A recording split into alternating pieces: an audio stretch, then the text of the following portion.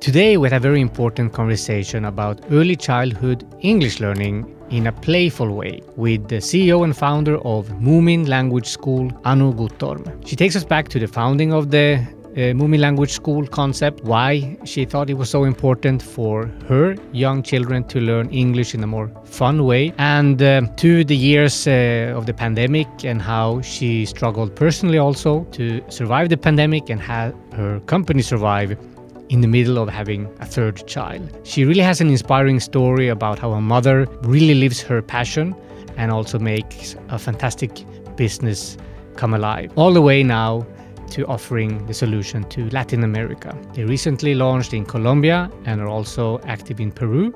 And we're looking forward to seeing their progress from Finland to Latin America, teaching English to children in a playful way.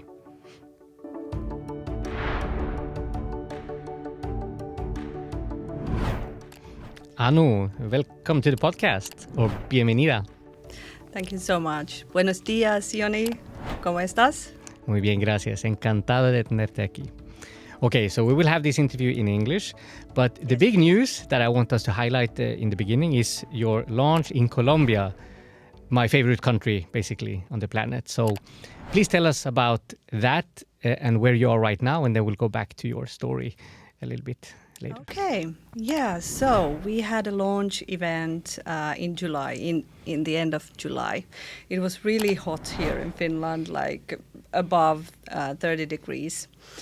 And I was at our summer cottage, and there I participated in this launch event. It was held in collaboration with our partner, Learning Content Publishing in Colombia, and also with the Embassy of Finland and also Business Finland. So I really enjoyed there was an opening from the ambassador, and also I had my 1 hour speech there, and then also questions.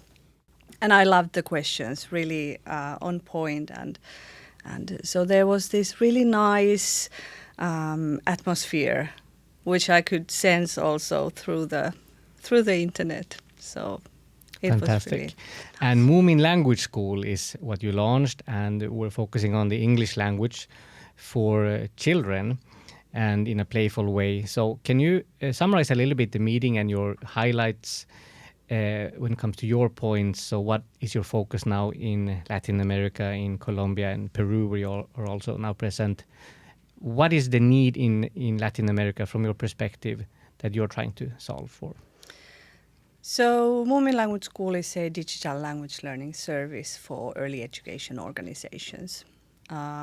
We combine research-based method, play-based learning, and also digital materials.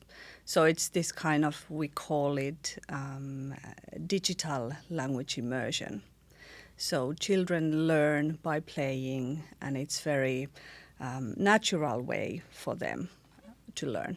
And we focus on speaking and listening, because we do think that that's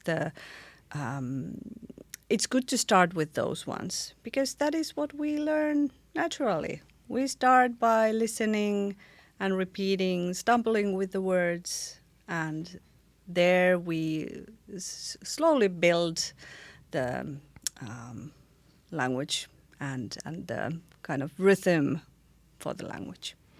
Yeah, and I had an interview with you and your colleague Saga at the time 5 years ago, and that was in the middle of the pandemic, where online solutions were really important, or highlighted maybe even too much. But maybe if you can highlight why you founded the Moomin Language School, and what's the need that you see already as a child to learn English as a language? Yes. Also, I didn't answer one of your question before about Colombia, but we can get back to that later on. Yes. So I've been in digital language education business for 20 years already. So I started my career in 2005, and 5 years later, when I got my first 2 children, I already knew the amazing benefits of early language learning. So, of course, because have only one language in the family, I was really determined that I want a second language for my children from the very, very beginning. Well, when the time came and my children started the kindergarten, language immersion kindergarten, which was the best solution during that time, was not available to us. So that led me thinking that, okay, so how do I solve this? Of course, the kindergarten here in Finland, it was amazing. The children were in good care. And I started to think that, okay, how could we bring language learning to ordinary kindergarten? So that was the first spark. And before that, we tried everything. We downloaded all the applications that there were on the market. And when was this? What year? Around 2010, somewhere around that time. Between 2010 and 2015. And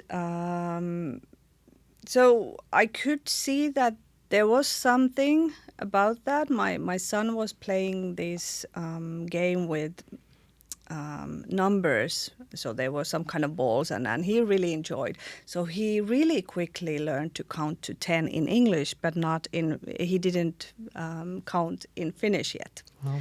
So that was also like, okay, there's something about that. But we couldn't find anything that you could actually build a good basis.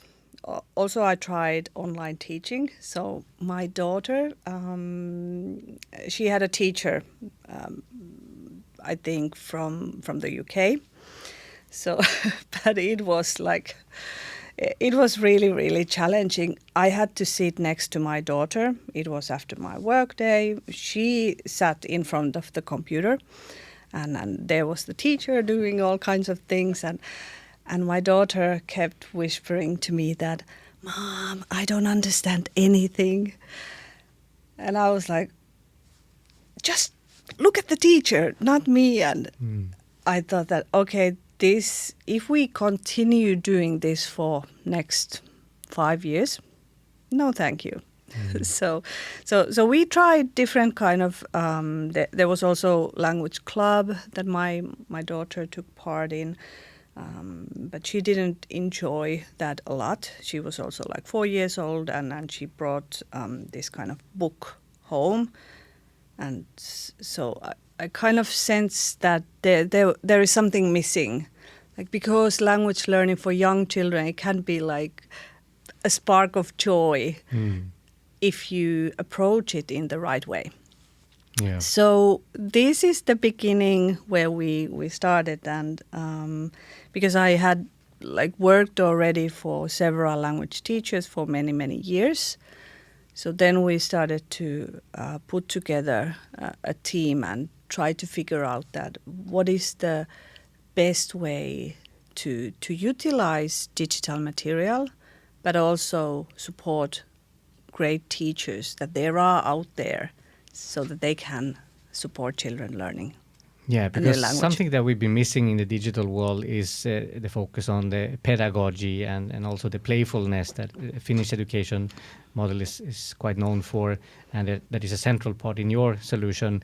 And I was just thinking about the pandemic chaos when the most used technologies basically were Zoom, Teams, and Meets for teaching kids over the camera, like this very non-playful way, just watching a screen all day. And that is, of course, not really interesting for kids in the long run. And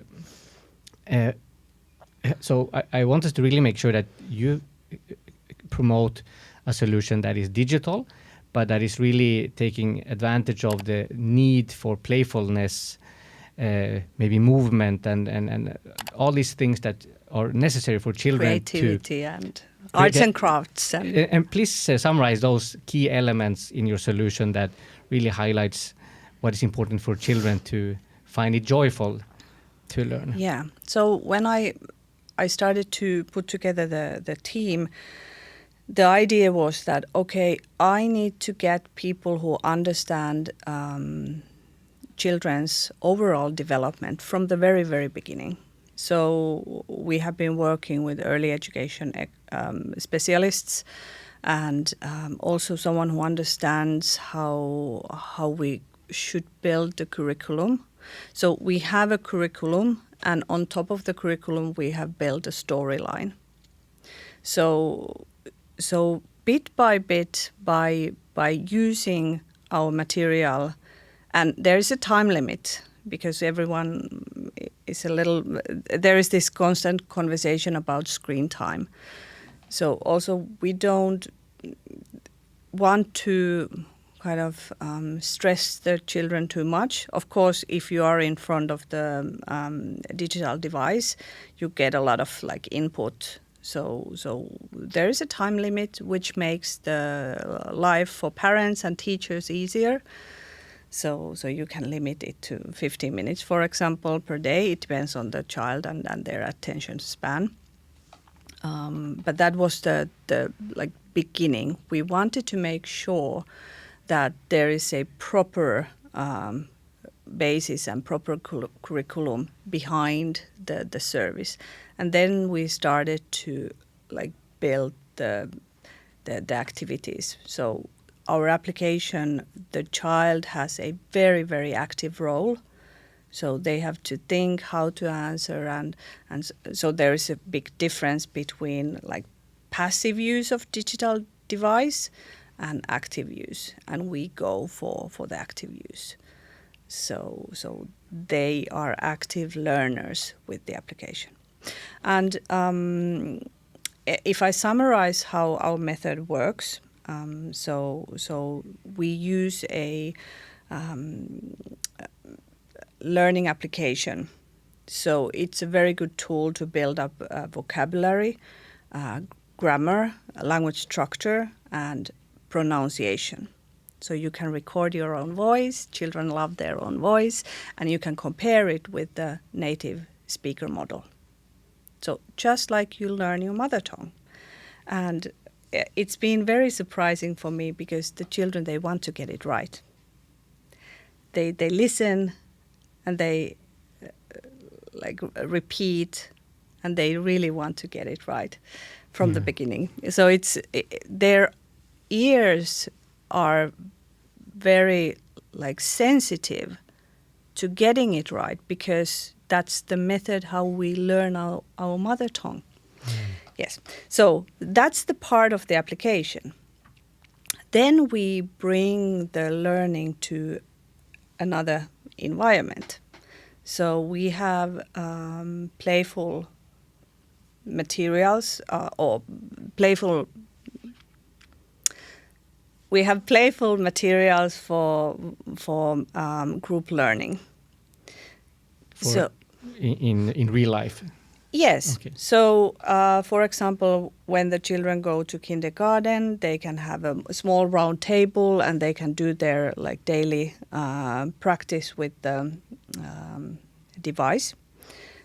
digital device. They might have like 4 tablets on the table, so that's or maybe 5 minutes or so. And then once a week, we gather the children and we play. No, nothing digital, we just play. But the children, they already have the vocabulary that we are going to use during the play. So, and that's where the language actually comes to life. So you can use the language that you have been learning with the application. And from what ages do kids start with Moomin Language School, normally in the best case? From 3 years, approximately. I have used the application with my 2-year-old son as well. So, but it depends on the child a lot. But we typically language immersion kindergarten, for example, they start it when the children are 3 years old. You can start it earlier, but that's a good time. And then also your motoral skills are somewhat developed, so you can use the application. And until what age can children continue? You said a 4-year curriculum? Yes. So we have children who are up to 7 years old, 8 years old. But there are cases also, for example, in our home market, we start English on the first grade. So at the age of 7? yeah, so I would say that we can go up to 10 years old. But then it gets a bit too childish, the content. Yeah. But anyone can start learning a new language with the same method. Yeah. Yeah, I'm thinking about that as a language teacher back in the day. So I started my career in education around 2002. No, 3. In Colombia, teaching English at high school level. Okay. And I realized very quickly, because I loved languages, so language learning is something that I'm very passionate about. I've been studying a lot of languages. And when I went to Colombia as a 21-year-old, I was learning Spanish then as my 5th language. And but I didn't know any Spanish, and I was supposed to teach English and only speak in English. And I really enjoyed grammar, like myself, studying and learning grammar and so on. That's unusual. Yeah, I mean, I maybe was an unusual student, but I really enjoyed studying. So I wanted to learn. But my problem was, of course, until that moment, that I had learned in a more traditional way that is very theoretical. And that's also how I thought that I should teach then. So I started teaching grammar and so on. But I was hired to bring something from the Nordics, something different, to change, let's say, how this school that wanted to become a bilingual school, how they taught English. So I had all the freedom to do basically whatever I wanted in my classroom, and I was teaching 9th, 10th, and 11th grade. And very quickly I realized that my teenagers, they didn't enjoy at all the grammar that I loved explaining. So, and I was not an educated teacher. Wonder. Yeah, and in my case, so I was very humble. I was very young and even shorter than most of my students. So I tried to find a way to make it more interesting for the students, to gain their respect. And I really tried to have this more student-centered approach without knowing what I was doing. Yeah. And just experimented until I found this TV series that I bought for my classes and started, let's say, flipping the teaching a little bit, making it more dynamic and fun, and experimenting and learning a lot as a student how to teach, because I realized also that the majority of my friends had never enjoyed grammar or studying in the more academic way.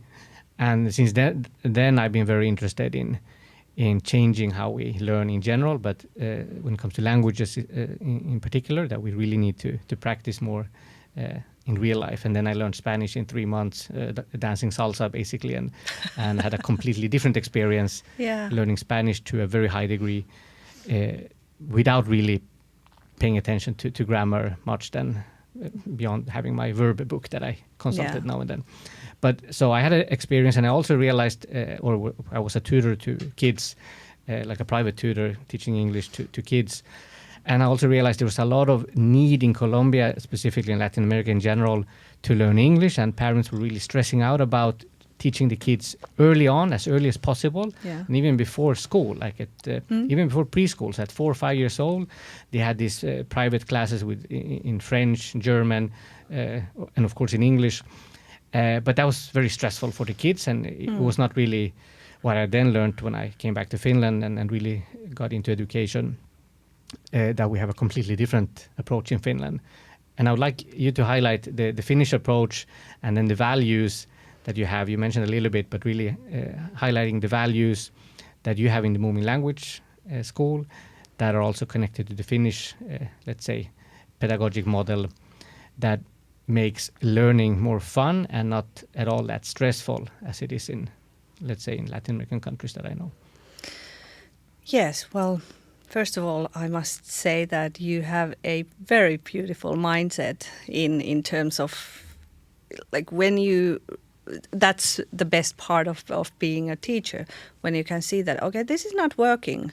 So you start to, like, find a solution how to modify the teaching. So I would say also that teachers are students for the I think people should be students of lives, like learn and grow all the time, lifelong learners. Yes. I do think that it's extremely important to support and make the children's learning like enjoyable, so that because at its best they can really love it, and if they love learning, it will like the rest of their lives they will continue with that basis. Yeah.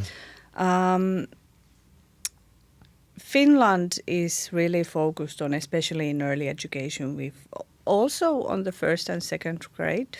The children are quite small still, so there can be like more play still. And play is a wonderful way to learn. And it's like it teaches children so many skills that they need later in life.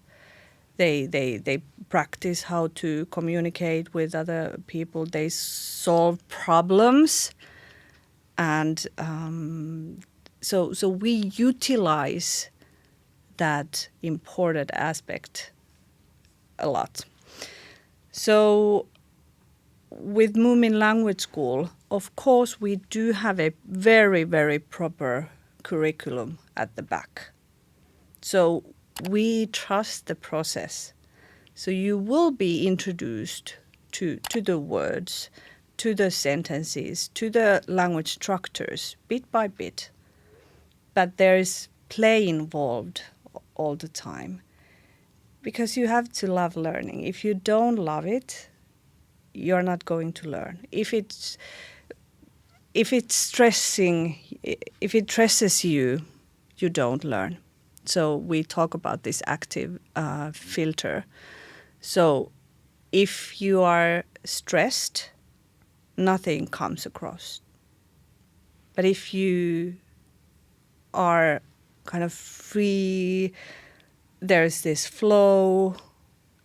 What happens oftentimes when you play, then you learn, and you don't necessarily even realize that you are learning.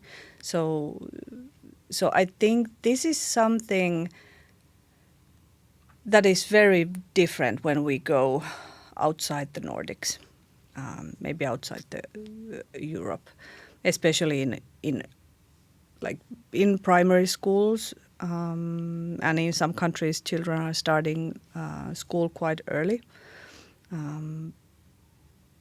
But offering teachers tools how to provide the play. So I think that's the biggest challenge that we face. There is this cultural difference. I have a nice story. So we were running this pilot with the city of Helsinki. So we were actually testing our game types. So we want everything to be very intuitive. So when you get the device on your hands and you have the application, Moomin Language School application there, you know what to do, and you can move forward and start learning.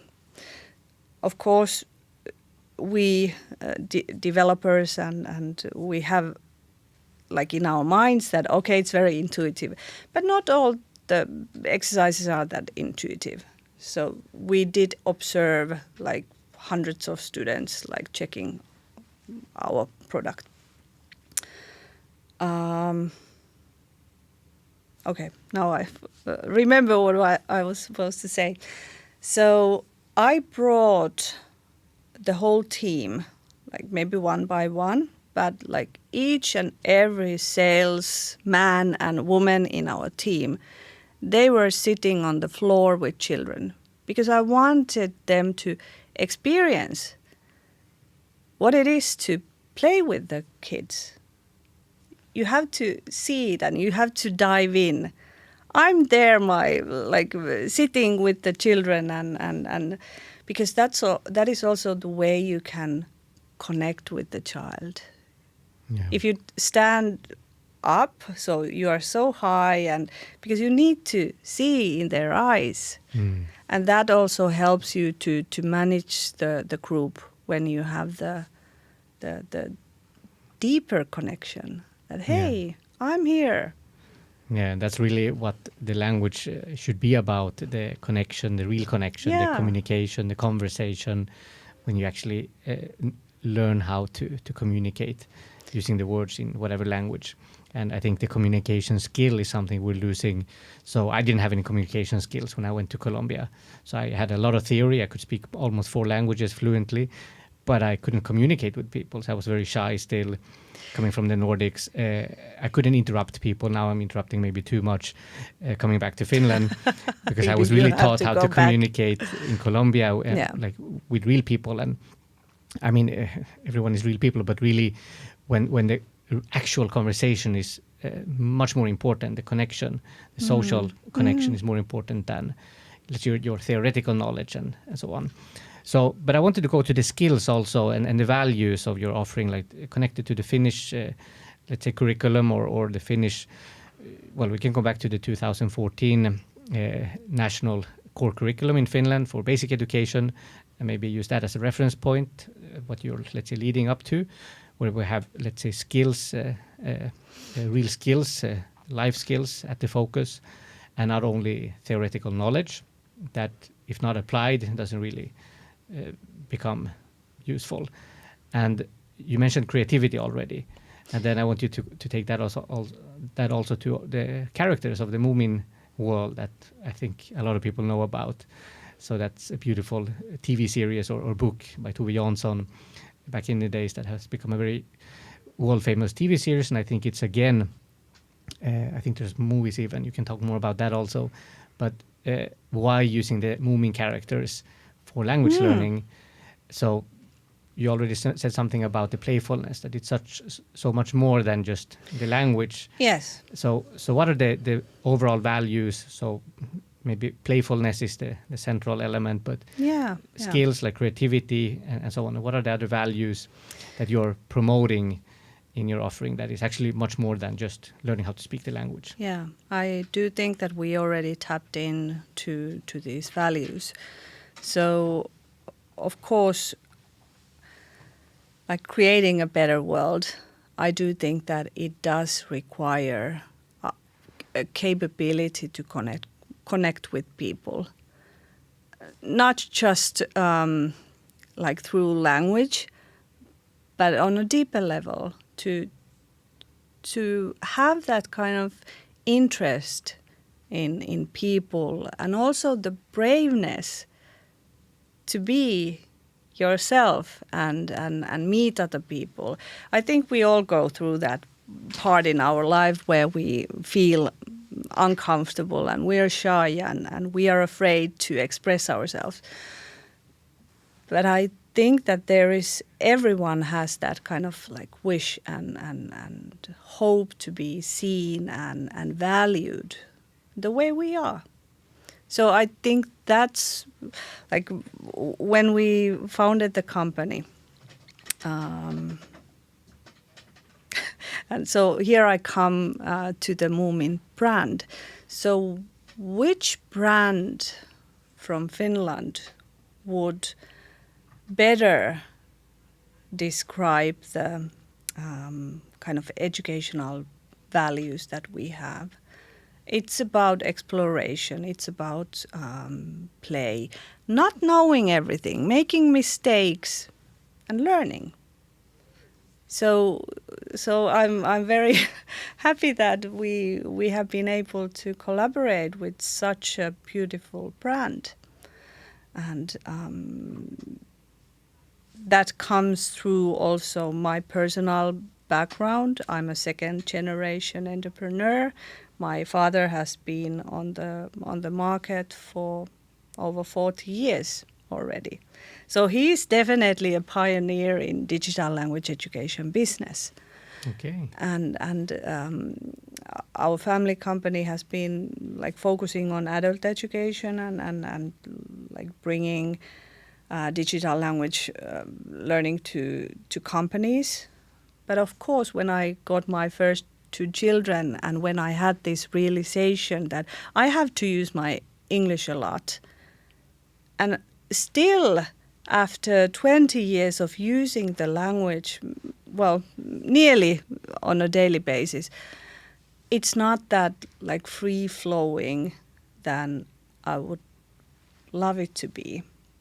So I go very quickly to my mind, and you kind of like lose the connection with your heart, and you just like focus on, okay, what's the word, and you get stuck with the language. So the earlier we can start, the better. And so when I started the like selecting the language that what Moomin Language School would be about, of course, English is a lingua franca. We all have to use it, but I wouldn't like keep it there.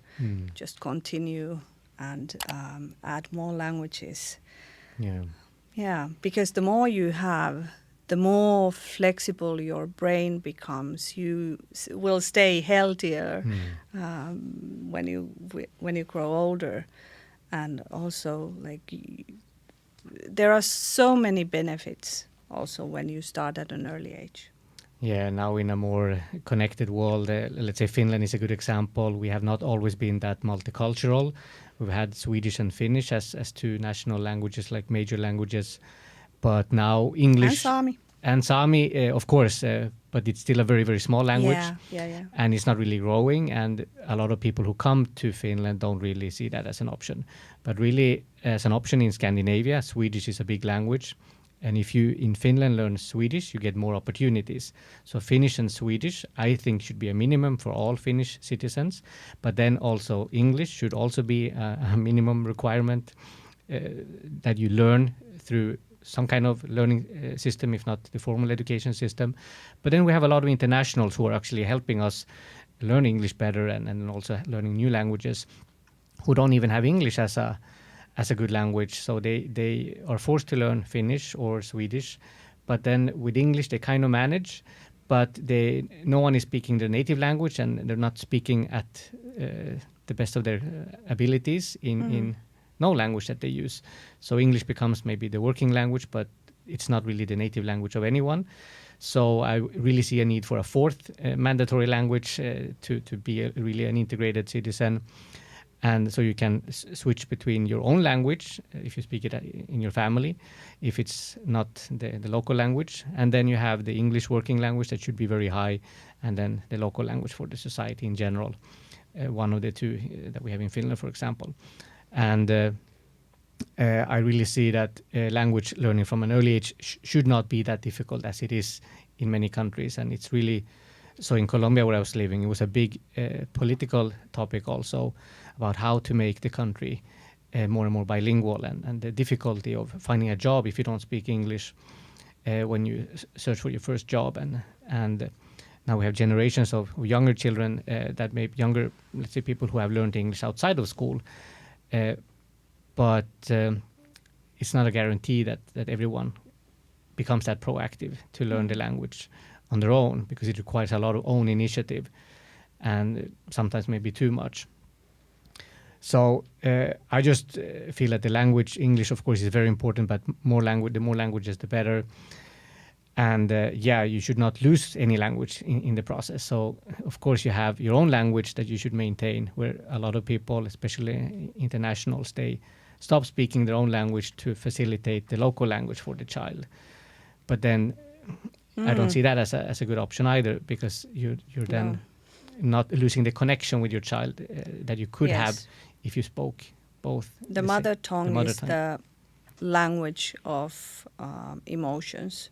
Yeah. That's the best language. You describe how you feel. Yeah. And that should not be taken away. So mother tongue is the basis for all language learning. So we always tell parents that read out loud to your children. because that's on top of that you can start building and you can become multilingual. Yeah. So I wanted to touch more on upon your entrepreneurial spirit, because a big question is how did you survive the pandemic? Because I know a lot of colleagues of ours who had struggled. They have had to pivot quite extremely to a completely different segment, maybe going from child solutions, solutions targeting the education sector, to going all the way up to corporate training, where maybe it's easier to sell and survive financially, because that has been a struggle for a lot of entrepreneurs in education, especially when the big tech giants are kind of offering anything for everyone, even for free.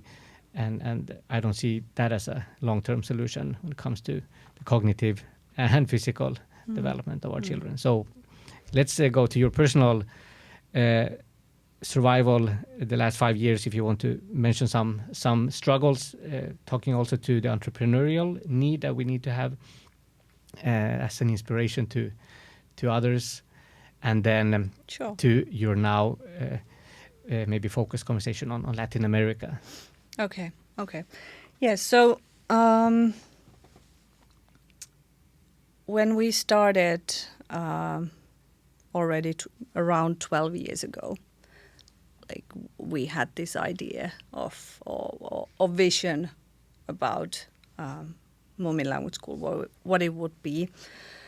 And we founded the company in 2015.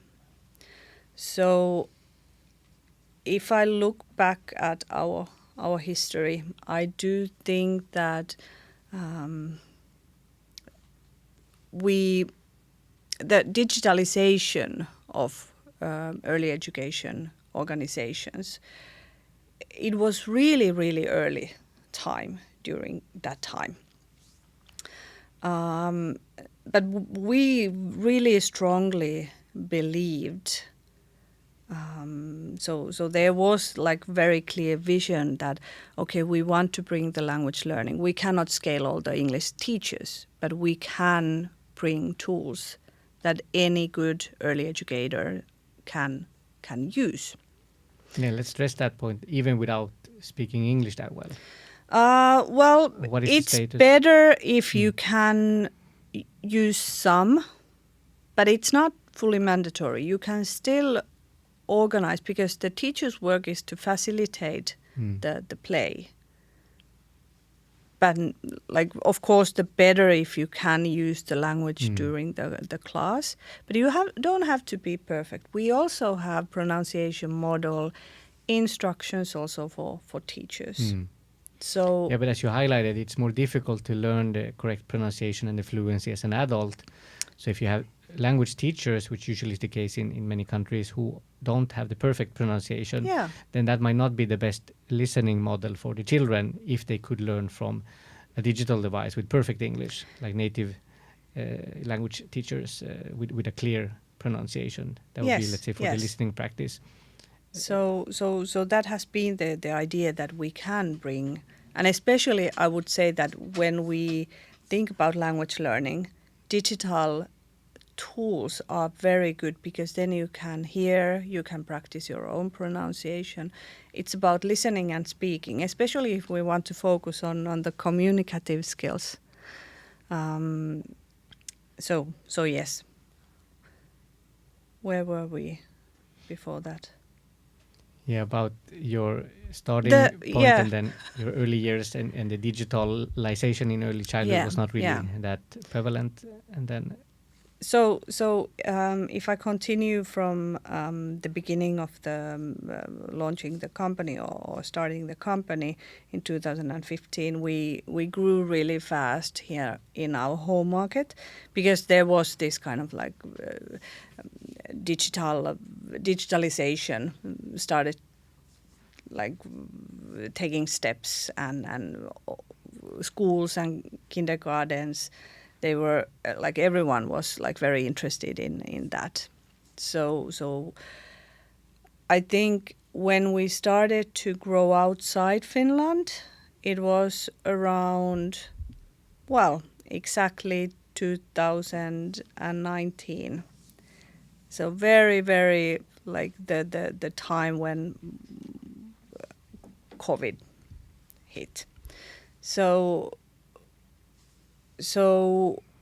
there were a lot of things that we were still like learning to go outside Finland, and it was a really hard school. But when the pandemic started, and like everyone was working remotely, schools remotely, so we did share our product and opened it through different kind of organizations free of charge. So like we got a lot of users, like maybe over 20,000 users during that time.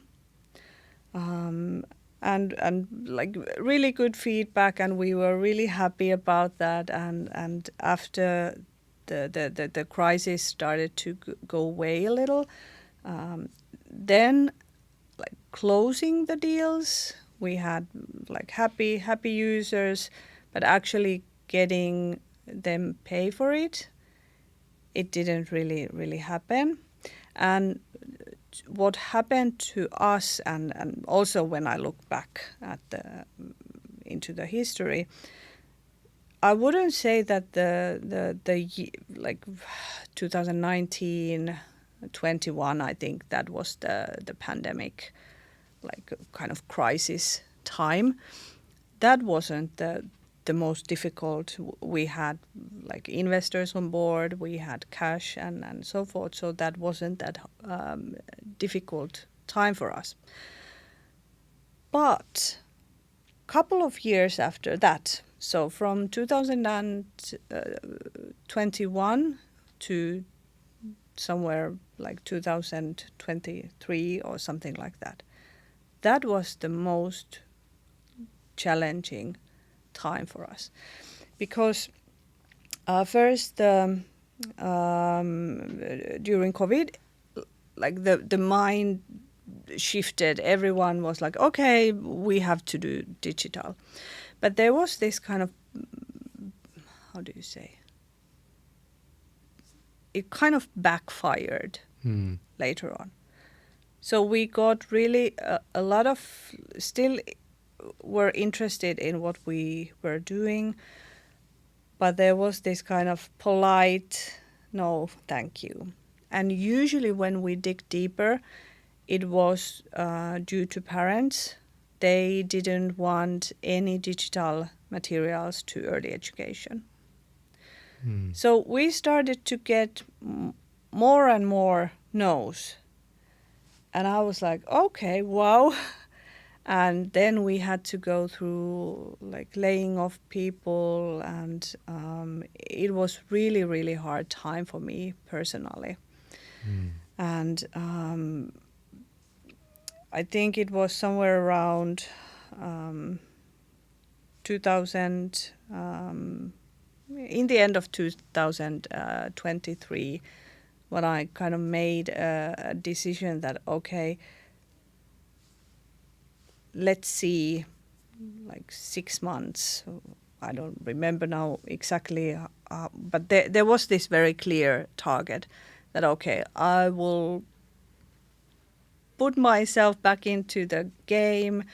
And because, of course, when you start getting no's, you kind of take it very personally. And especially I had to, like, I was really tired, and it was really hard time. And at what point did you become a mother again? Because I think that's also very interesting to highlight. Yes, our like smallest son was born in 2022. So in the middle of becoming a mother again, yes, you also had the toughest point in your company. Approximately, yes.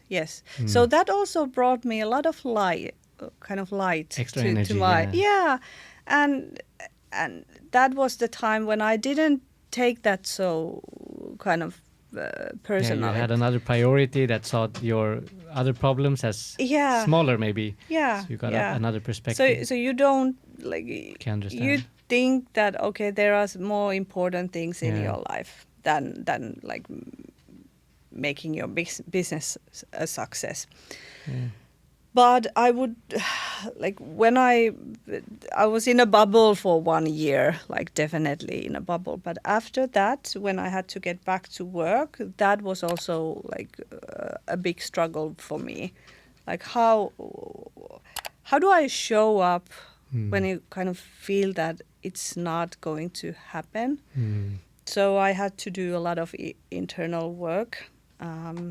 I went through also a 9-month leadership program. It was this kind of like conscious leadership program. So there was a community. We had a smaller circle of people around the world, from Germany, from Switzerland, from Canada, and so forth. So I would say that the community I had there like gave me a lot of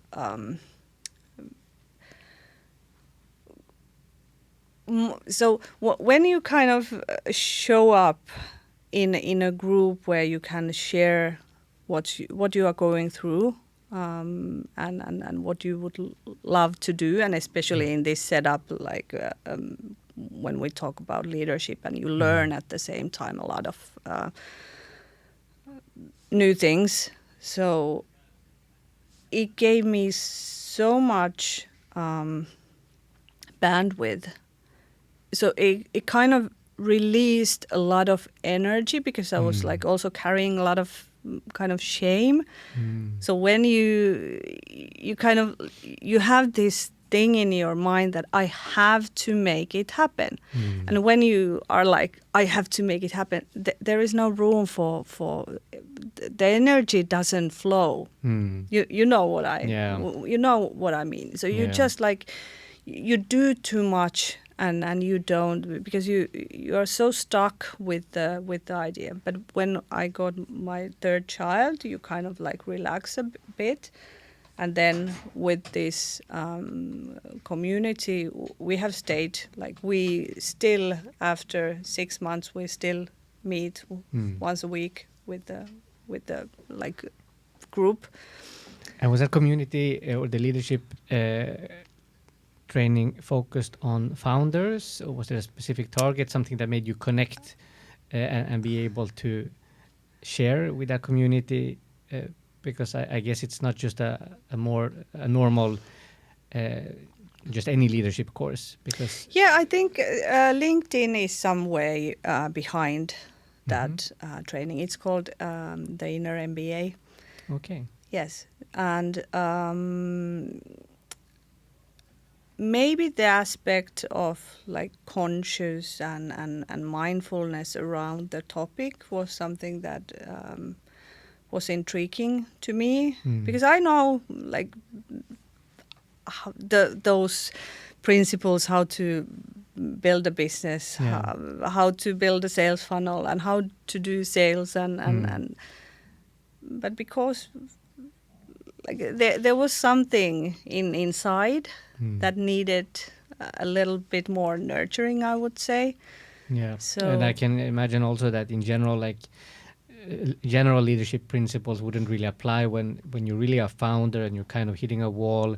There's so many things. I mean, the momentum was not really coming. Yeah. And there's so many things that are personal also. You take it personal. You are, let's say, the founder, the leader. So it becomes a personal thing. And if a leadership community cannot understand the personal emotion, because you're basically working 24/7, and even though you're having a baby who gives you a perspective, you're still thinking about work as well, I guess, because no one else will do the thinking for you. Exactly. So as a founder, you're always basically thinking about it. So you have to actively get out of the work environment and be able to share personal things to people who really understands you, because you cannot really share with normal people those kind of things that no one really understands. So it's not about leadership. You have to be more inspiring to your to your followers. So there's more, let's say, more personal things like for Yes. founders that I think you can share also, like, because you have had many hats, so you have had many hats. So as a mother also, whose priority with the baby might be okay, top priority, but it was a very interesting realization that you shared now, that maybe made it easier to see the business problem as not that big as they actually were. Well, you saw that it was something more important, and you could Yeah. get that perspective at the right time, Yeah. and that you could also be a mother at the same time, and you didn't have to choose, but actually it gave you more energy Yeah. to focus on your mother role, to also take care of the business on the business hours. Yeah, and I had that kind of idea in my mind that I like to be able to put this, because I really felt that I'm going really thin. So there was an idea that, okay, how do I put these like pieces of puzzles together? Do I let go, or shall I like continue?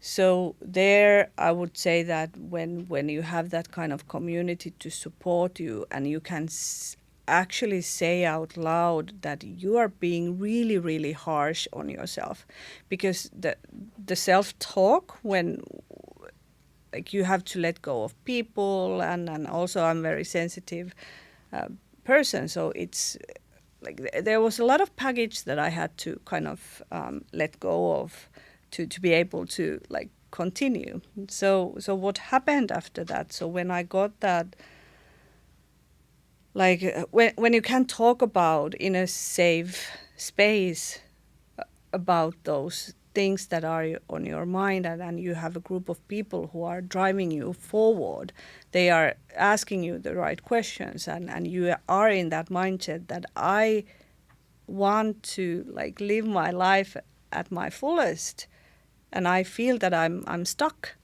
So from that, that like really gave me more energy. So I started to like again go through that. Okay, why do I do this?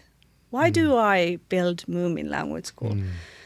So we went through the website, the values, and I saw that the heart was missing. I really kind of like saw it that, hey, it's not, and it was. So it wasn't in place. So we went through that again, and I started to write. I was writing a lot. And then I started to show up again as well. Because what happens when you go through that kind of like really difficult time in your life, you don't want to show up anymore because you don't feel comfortable in your own skin. So, but with the support of the group, and of course support of my family and my husband and so forth, I started to show up again. And like showing also the part which is not that easy to show, because I had in my mind also, when you are younger you have to be certain kind, and so that is a great thing. When you grow older, you kind of like get rid of the you trust your own intuition more and more. You get more comfortable. But I think that's a problem in society that doesn't really understand what entrepreneurship is about, what those who are behind the scenes doing hard work, like creating the society, basically creating jobs and so on. We would need more support from not only our family, closest family to start with, but really society in general, that people like would be more active, seeking out and trying to help, even when you are not able to ask for help. Yeah, and for me, there was always this kind of thinking that I just have to do everything. And I was kind of empowered by that idea that I don't even need any support. Yeah, and that's when you burn out. I mean, you cannot do that long term. In the beginning, you might have to do everything because no one else would understand how to create the product or the offering. But then as soon as possible, you really have to learn how to delegate also and empower other people. Yeah. So when you're a good friend and colleague used the term leader of learning, a principal. John Kelly, I'll give him a shout out. So he was telling me how he had to be a leader of learning as a principal to inspire his teachers to also be learners continuously. So I think we need to be leaders of learning, but also leaders of leaders to be able to cultivate more leadership for this to be sustainable. So and so that brings me to come to this part, your scaling then. So how did you manage to get back in the game, and what was the next highlight so that you could progress forward until the point that you're now launching in Colombia and Peru and Latin America? So if you take us through that journey to your key successes. Yes. So I would say that you talked about momentum before. So the shifts started to happen around, approximately a year ago. Of course, I had that, like, when I had that more that capability to, and the more energy than before, I was thinking that, okay, let's see if this inner work can like generate something more. And yes, it does. So when you start to show up, opportunities also show up. Yeah, and don't give up. Yeah, when you don't. So I kind of like there is. I wasn't giving up, but because I was like, there wasn't any room. So when I gave it room, but finding the right community isn't easy either. No. But I do think that that's a must. You have to you have to get familiar with your kind of inner landscape, and that requires some kind of like meditation practice or like mindfulness or whatever, but then also like tools and feedback from people that you can start to grow. So then we started to get more leads again. 2024, it took all, or 2023? Yeah, it was somewhere around that time, at the beginning of 2024, approximately, somewhere around.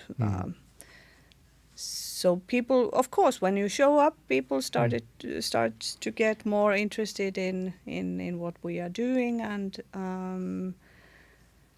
I would say that when the noise disappears, because we had a lot of noise, like technological chaos that should not be near the education industry, popping up during the pandemic. So offering like any kind of product. So of course it's difficult then to pay for a product. You don't see the quality for all the noise. So then there was no, let's say, willingness to pay, and also investors stopped investing. So we can also look at the investor side, like it boomed in 2020, 2021, but then the investors stopped investing completely, and the investments that were done were mostly in, let's say, older companies, but maybe with just newer technologies, but there was no, let's say, modern pedagogy in the offerings from my perspective. So I just saw a lot of noise, and when you were getting the no's, I also recognized from my perspective that, okay, that it's the wrong time, it's the wrong momentum. So people are not willing to pay at this moment for anything. So you have to also be patient and try to find the right timing, but also while you put your team back together, yourself back together, and get the pieces of the puzzle back in order for, let's say, a new go, it has to go with right timing. So a lot of things that I understand had to be on hold, 2023 still even.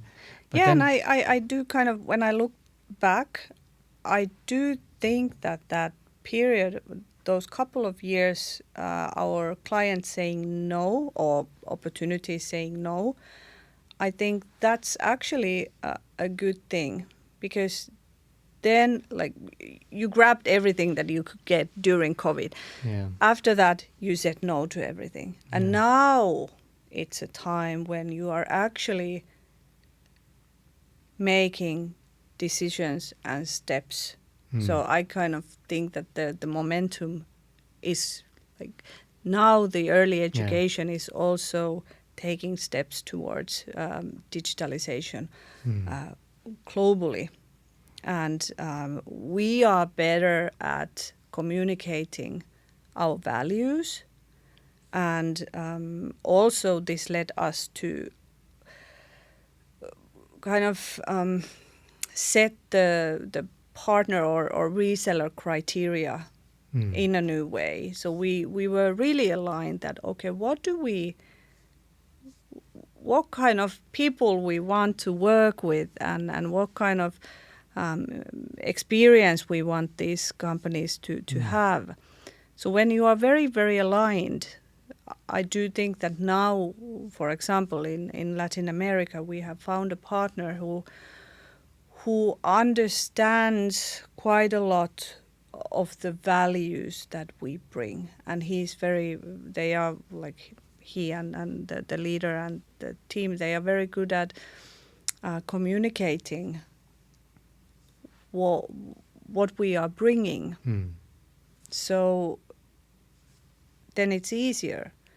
The collaboration flows more easily when we are very, very aligned with our kind of goals, let's say. Yes. So what are your goals and your strategy now for Latin America and your maybe invitation to early education teachers and parents? Well, we have just started there. We are building the knowledge. We already have paying customers there, and the like smaller successes already that has happened. Of course, our kind of passion is to bring language learning to a large number of children, so that it wouldn't only be available for a small like for some, but when we can bring digital materials, so it is very, very cost effective, so we can scale it to more children. So we are very aligned. We have very, very clear targets where we are moving forward with our partners, and now we are just doing the work. And definitely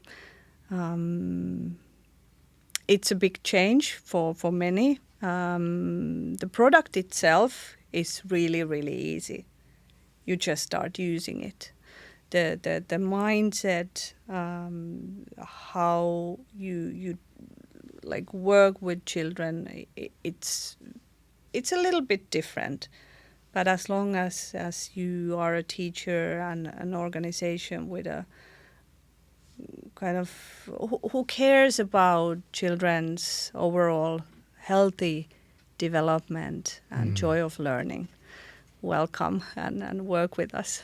Fantastic. And I think that's a key word, healthy development, and with digital tools. And so what will be your final recommendations to parents and educators who are worried about having now experimented maybe too much with technology, having children growing up with iPads as nannies, who are maybe even now resisting technology? And what will be your recommendation now to apply technology in general in a healthy way?